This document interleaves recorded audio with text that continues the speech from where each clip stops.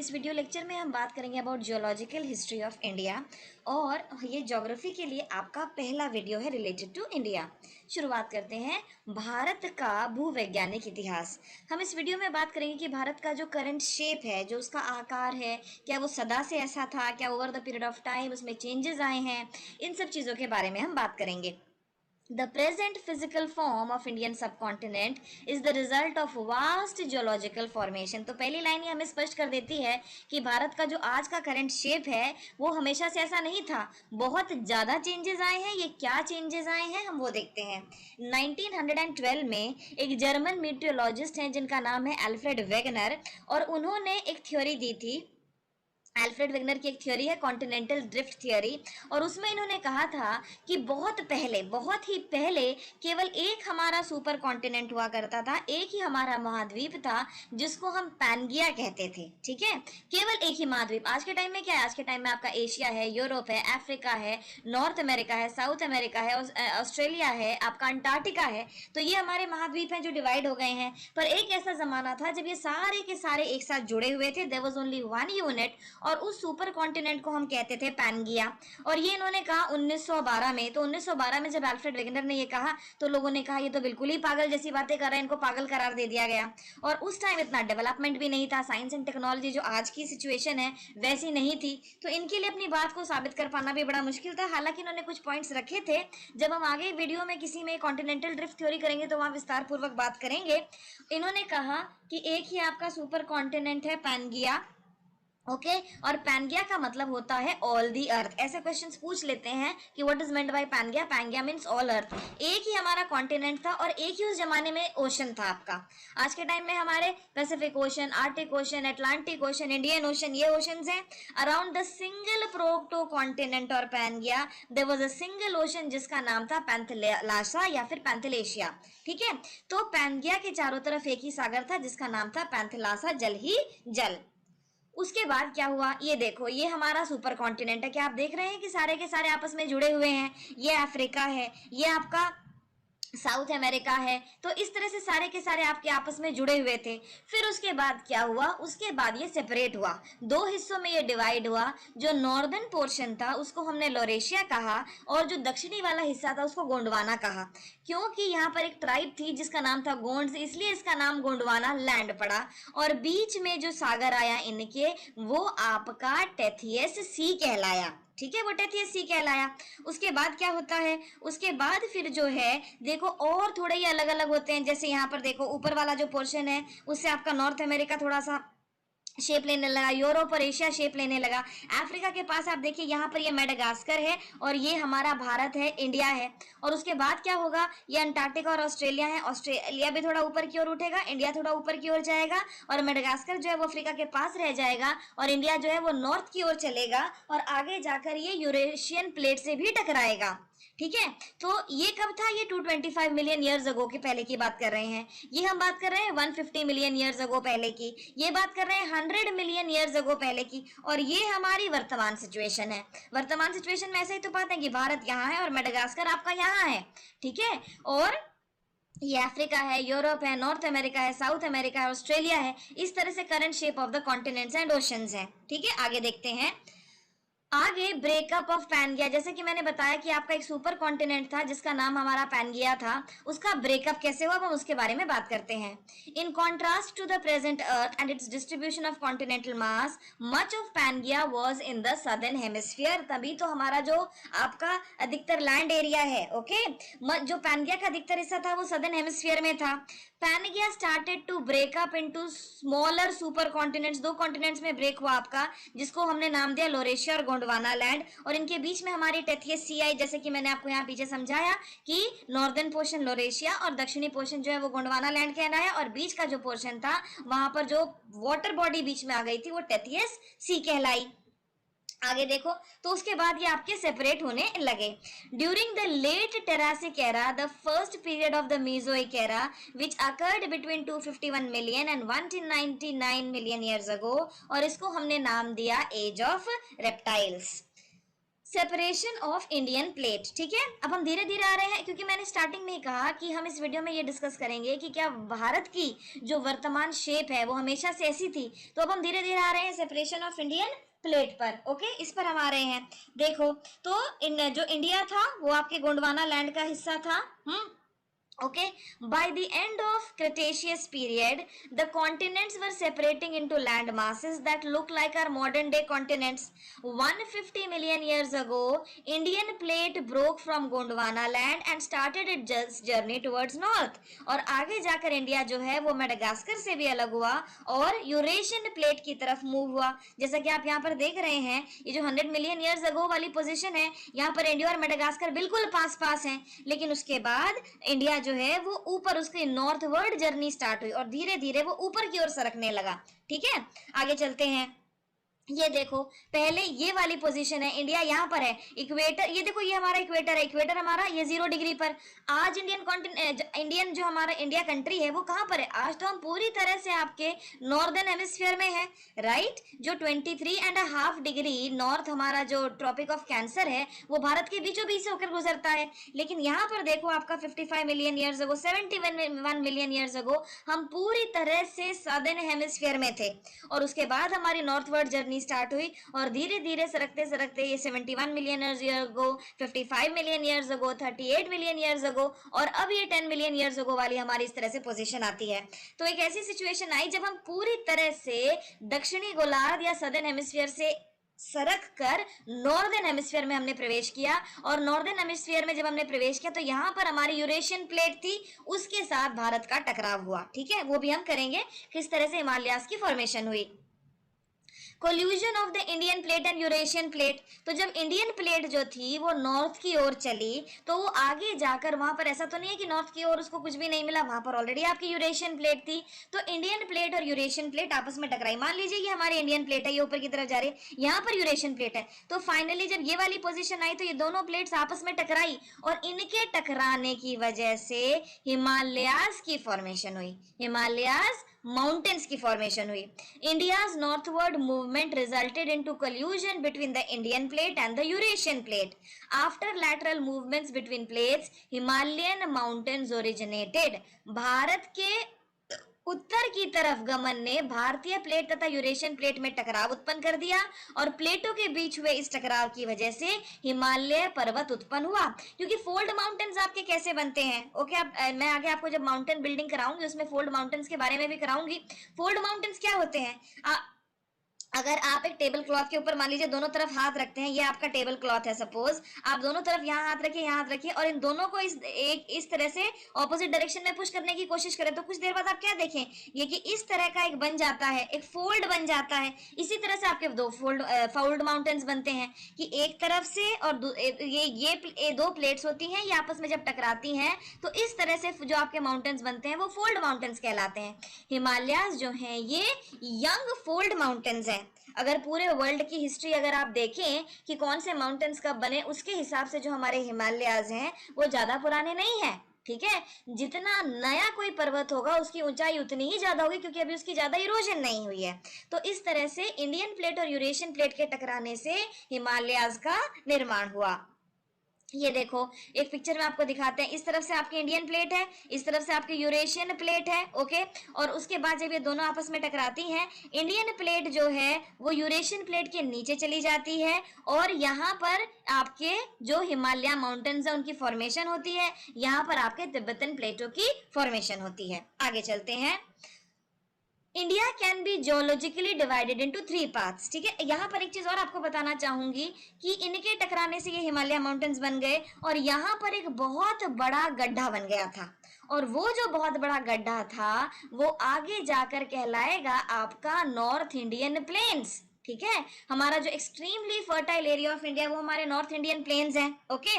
उत्तर भारत के जो प्लेन्स हैं, अब हिमालय से फिर हमारी बहुत सारी नदियां स्टार्ट होंगी। यहाँ पर एक बहुत, आप कह सकते हैं, बहुत बड़ा गड्ढा बन गया था। हिमालय से हमारी बहुत सारी नदियां स्टार्ट होंगी, हमारी गंगा वहीं से स्टार्ट होगी, हमारी सिंधु नदी वहीं से स्टार्ट होगी, ब्रह्मपुत्र नदी वहीं से स्टार्ट होगी। और ये जो नदियां हैं अपनी ट्रिब्यूटरीज के साथ, स्पेशली गंगा, गंगा की तो दुनिया भर की ट्रिब्यूटरीज हैं, वो हिमालय से नीचे की ओर बहेंगी। जब वो नीचे की ओर बहेंगी तो वो बहुत सारा अपने साथ सेडिमेंट भी कैरी करेंगी, और जब वो इस एरिया में आपका प्रवेश करेंगी तो इस सेडिमेंट को वो पीछे छोड़ेंगी, और जब वो सेडिमेंट को पीछे छोड़ती हैं तो फिर धीरे धीरे ये जो बहुत बड़ा गड्ढा बन गया था नॉर्थ इंडियन प्लेन, ये भरने लगेगा। और जब ये भरने लगेगा तो एक्सट्रीमली फर्टाइल सॉइल से ये भरा जाएगा, जिस वजह से ये बहुत ही फर्टाइल एरिया है, एक्सट्रीमली फर्टाइल एरिया है ये। हमारा पूरे का पूरा यूपी जो है, जो बिहार वाला रीजन है, बंगाल वाला रीजन है, एक्सट्रीमली फर्टाइल। ओके, तो ये हमारा नॉर्थ इंडियन प्लेन है। आगे देखते हैं जियोलॉजिकल डिविजन्स ऑफ इंडिया। अभी तो हमने देखा कि भारत की जो वर्तमान शेप है वो कैसे बनी और किस तरह से सदर्न हेमिस्फीयर से इंडिया पूरी तरह से नॉर्दर्न हेमिस्फीयर में आया। अब अगर भारत को हम ओवरऑल, भारत को हम 3 भागों में बांट सकते हैं, और वो 3 भाग क्या, एक तो है हमारा पेनिनसुलर प्लेटो जो कि हमारा प्रायद्वीपीय पठार है, हिमालयन माउंटेन्स हैं, और साथ में इंडो गैंजेटिक ब्रह्मपुत्र प्लेन है। ठीक है, ये 3 है। अब मैं आपको एक शेप में दिखाती हूँ, यहाँ देखिए फिगर में, ये तो जो है हमारा सारे का सारा डेक्कन प्लेटो वाला रीजन है। ठीक है, ग्रेट इंडियन पेनिनसुलर प्लेटो। इसके ऊपर वाला जो यहाँ पर पोर्शन है वो आपका नॉर्थ इंडियन प्लेन है, और उन नॉर्थ इंडियन प्लेन्स के भी नॉर्थ में आपके हिमालयाज हैं। हिमालयाज जो है वो बिल्कुल आपके जम्मू एंड कश्मीर से स्टार्ट होकर पूरे नॉर्थ ईस्ट में अरुणाचल प्रदेश तक आपके जाते हैं, और फिर वहां से वो टर्न होकर, बेंड होकर नीचे म्यांमार में चले जाएंगे। तो ग्रेट जो हमारा इंडिया है वो मेनली इन 3 जियोलॉजिकल डिविजन्स में डिवाइडेड है, पेनिनसुलर प्लेटो, हिमालयन रेंजेस और इंडो गंगा ब्रह्मपुत्र प्लेन। ये देखिए, अब आगे चलते हैं। अब मैं थोड़ा सा आपको सभी जो हमने 3 जियोलॉजिकल सब डिविजन्स के बारे में बात की उनके बारे में बताती हूँ। पेनिनसुलर प्लेटो के बारे में हम बात शुरुआत करते हैं। जो पेनिनसुलर प्लेटो है ये हमारा triangular shaped peninsular plateau of India है, और ये आपका from the south of the Indo Ganga plain to cape Comorin तक आपका एक्सटेंड करता है। अब अगर आप इस शेप में देखें तो यहाँ पर तो ट्रायंगुलर ही हो गया ना, ये उल्टा ट्रायंगल जैसा आपको लगता है, ये इस तरह से है हमारा, करेक्ट। यहाँ पर हमारा इस तरफ नॉर्थ इंडियन प्लेन है, इस तरफ, ओके। यहाँ पर हमारी कन्याकुमारी है। तो ये वाला जो सारा रीजन है इसको हम कहते हैं पेनिनसुलर। ओके, पेनिनसुलर इंडिया पे या पेनिनसुलर प्लेटो। पेनिनसुला का मतलब क्या होता है? पेनिनसुला का मतलब होता है एक पीस ऑफ लैंड है जिसके 3 तरफ पानी है। तो ये बे ऑफ बंगाल इधर रहा, अरेबियन सी यहाँ रहा, और नीचे आपका इंडियन ओशन है, इसीलिए इसको हम पेनिनसुलर प्लेटो बोलते हैं। ओके, आगे देखो, this plateau is one of the oldest surfaces of the earth. ये पूरी धरती का ही one of the oldest surfaces है, और जितना ओल्ड कोई सरफेस हो जाएगा उतना ज्यादा ही वो स्टेबल हो जाता है। स्टेबल होने का मतलब होता है कि अब उस एरिया ने बिल्कुल शेप ले लिया है, वहां पर भूकंप आने के चांसेस काफी ज्यादा कम हो जाते हैं। अगर आपको कभी ये क्वेश्चन पूछा जाए कि भारत का वो कौन सा हिस्सा है जो सबसे ज्यादा स्टेबल है, तो याद रखना वो हमारा जो है वो पेनिनसुलर प्लेटो है। This plateau is one of the oldest surfaces of the earth and it represents a segregated part of old Gondwana land. यहाँ पर पुराने जमाने में, या अभी भी हम कह सकते हैं, एक ट्राइब हुआ करती थी गोंड्स, जिसकी वजह से इस पूरे पोर्शन को ही हमने गोंडवाना लैंड कहा। हाईली स्टेबल ब्लॉक है ये, और ये मोस्टली आपकी आर्कियन जेनेसिस और सिस्ट रॉक्स का बना हुआ है। ठीक है, आगे चलते हैं। Peninsular Plateau, it has been a stable shield which has gone through little structural changes since its formation.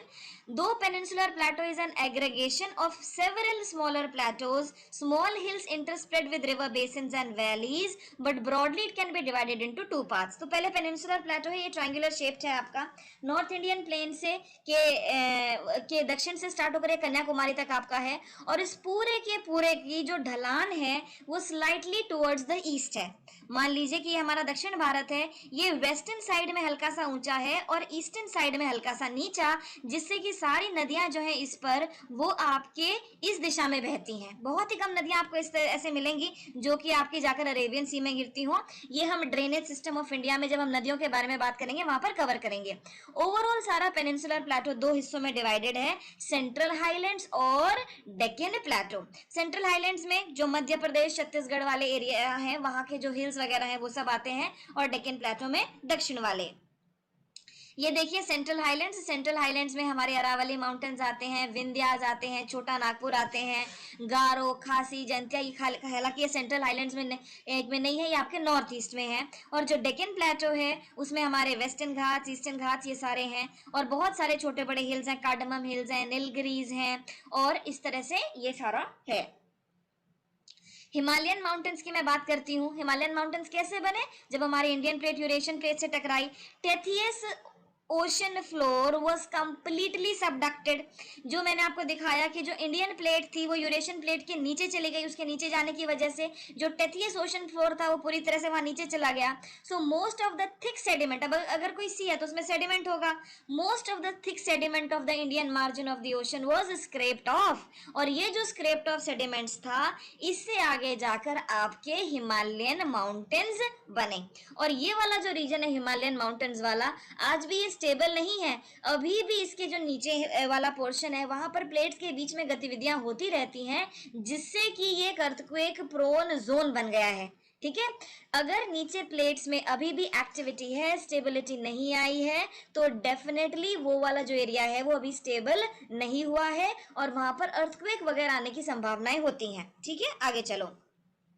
ये देखिए, ये आपके हिमालयन माउंटेन्स हैं। हिमालयन माउंटेन्स यहाँ से बिल्कुल हमारे स्टार्ट हो जाते हैं। आप देख सकते हैं काराकोरम, K2, जस्कर रेंज है, इसमें लद्दाख रेंज है। ओके, ये हम हिमालयास को हमने अलग अलग तरीकों से डिवाइड किया हुआ है on the basis of reverse, कि नदियों के बीच में कौन से हिमालयाज आते हैं, ऑन द बेसिस ऑफ वो भारत के कौन से स्टेट में है, वो पंजाब हिमालयाज हैं, वो हिमाचल हिमालयाज हैं, वो JNK हिमालयाज हैं, उस बेसिस पर भी डिवाइड किया है। फिर उनकी हाइट के आधार पर भी हमने इनकी सब डिविजन्स की हुई है, greater Himalayas, middle Himalayas, lesser Himalayas. तो काफी तरीके से हिमालयाज की सब डिविजन्स है, और एक अलग वीडियो में हम greatly in detail cover up करेंगे about the Himalayas as well.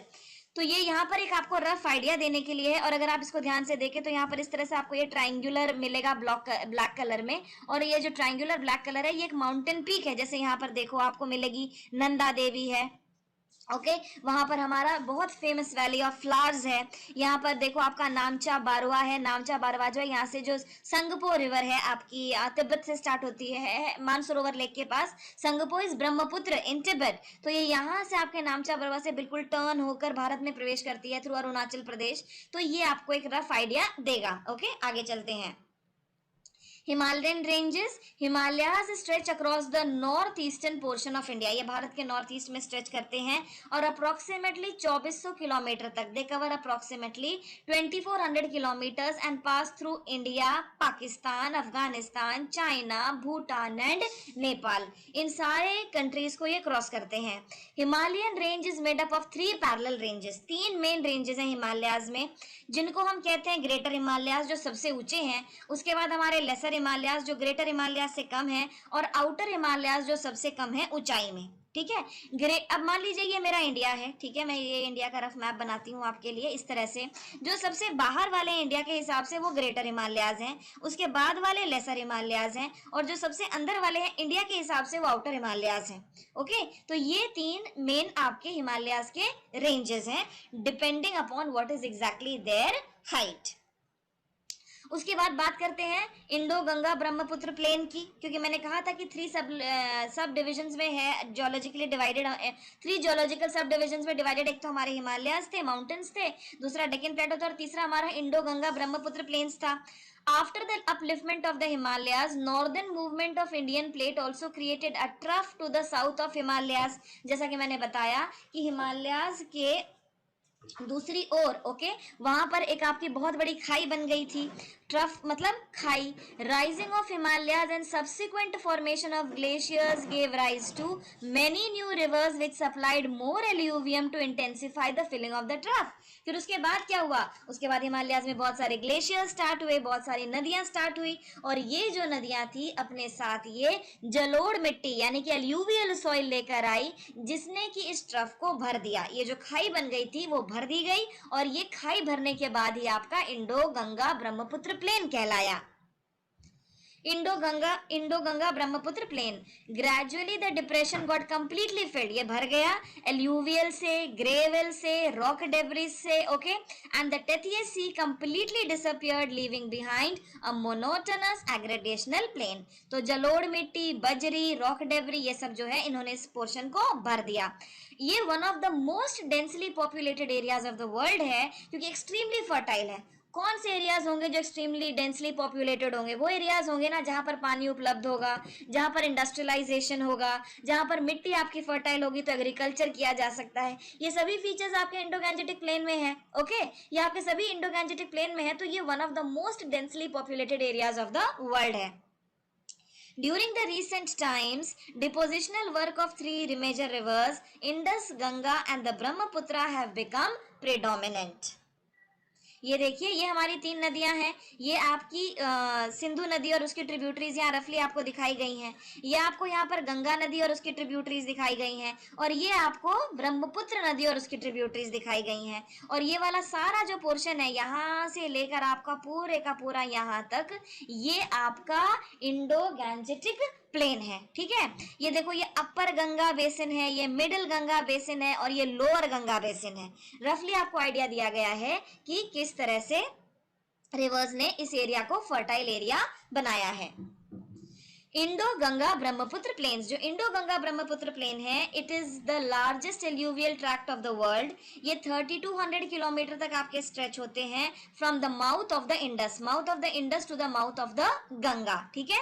Indian sector of the plain accounts for 2400 kilometre. Bharat में जो है, देखो हम इनका क्या नाम दे रहे हैं, इंडो गंगा ब्रह्मपुत्र प्लेन्स। इंडो का मतलब इंडस रिवर, गंगा तो गंगा नदी, और ब्रह्मपुत्र, जो इंडस रिवर है उसका तो अधिकतर हिस्सा जो है वो पाकिस्तान में है।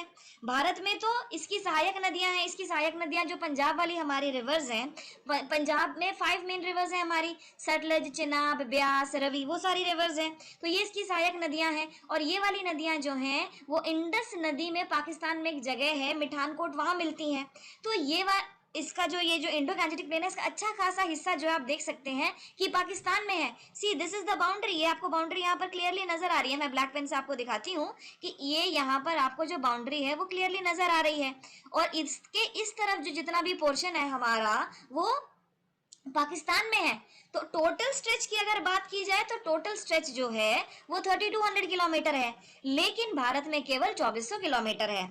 Northern boundary is well marked by the Shivalik and the southern boundary is a wavy irregular line along the northern edge of peninsular India. देखो, मैंने आपको क्या बताया कि हिमालयाज जो है, ग्रेट हिमालयाज है, मिडिल हिमालयाज है, और उसके बाद हमारे शिवालिक हैं सबसे लो, और उसके बाद फिर हमारा ये नॉर्थ इंडियन प्लेन है। ओके, वही ये कह रहा है कि जो नॉर्दर्न बाउंड्री है इसकी, नॉर्थ इंडियन प्लेन की, वहां पर आपके शिवालिक माउंटेन्स हैं। ओके, तो ये बताया जा रहा है। आगे देखो, Indo Ganga Brahmaputra plains. Western boundary of Indo Ganga Brahmaputra plains is marked by Sulaiman and Kirthar ranges. On the eastern side the plains are bordered by Purvanchal hill. Purvanchal, पूर्व मतलब क्या होता है? पूर्व मतलब होता है आपकी ईस्ट। सो नॉर्थ ईस्ट में भी हमारे माउंटेन्स, उनको हम कहते हैं पूर्वांचल हिल्स।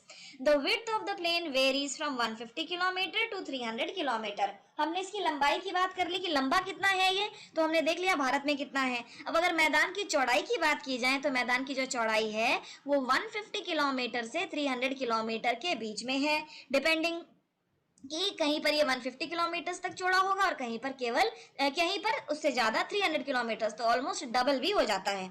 आइए एक और फिगर देखते हैं। ये देखो, ये है हमारा इंडो गैंजेटिक प्लेन। ये वाला सारा पोर्शन जो है ये आपका पाकिस्तान में है, और सिंधु नदी फाइनली जाकर आपकी गिर जाती है अरेबियन सी में। ये वाला पोर्शन देखो हमारा, ये यहाँ से लेकर ये पूरे का पूरा जो है ये हमारा इंडो गैंजेटिक प्लेन है। ओके, ये आपके लोअर गंगा का पोर्शन है। नंबर 4 जो है ये आपके मिडिल गंगा का पोर्शन है। 3 जो है आपके अपर गंगा का पोर्शन है, और 2 वगैरह ये सारा आपको यहाँ पर दिखाया गया है। इस वीडियो में मैंने बेसिकली आपके साथ किया कि भारत जो है उसका निर्माण कैसे हुआ, ठीक है, कैसे पैनगिया से अलग हुआ, फिर गोंडवाना लैंड का हिस्सा हुआ, फिर फाइनली उसकी क्या करंट पोजीशन है, इतने वर्ष पहले उसका क्या शेप थी, मेडागास्कर से वो अलग हुआ, फिर हिमालयाज की फॉर्मेशन कैसे हुई, हमने वो किया, नॉर्थ इंडियन प्लेन की फॉर्मेशन कैसे हुई, और उसके बाद फिर फाइनली इंडिया के जो 3 ब्रॉड जियोलॉजिकल सब डिविजन्स हैं, आपके नॉर्दर्न हिमालयाज, आपका डेक्कन प्लेटो और नॉर्थ इंडियन प्लेन, उनके बारे में हमने थोड़ा सा आइडिया लिया। ओके, इसी के साथ ये वीडियो लेक्चर खत्म होता है और मैं उम्मीद करती हूँ कि अब आपको हमारा फ्रेमवर्क समझ में आया होगा। अब आगे वाले वीडियोस में, नेक्स्ट वीडियो में मैं आपके साथ विस्तार पूर्वक हिमालयास के बारे में बात करूंगी। ठीक है, इस तरह से हम करते जाएंगे। So I wish you all the best. Thank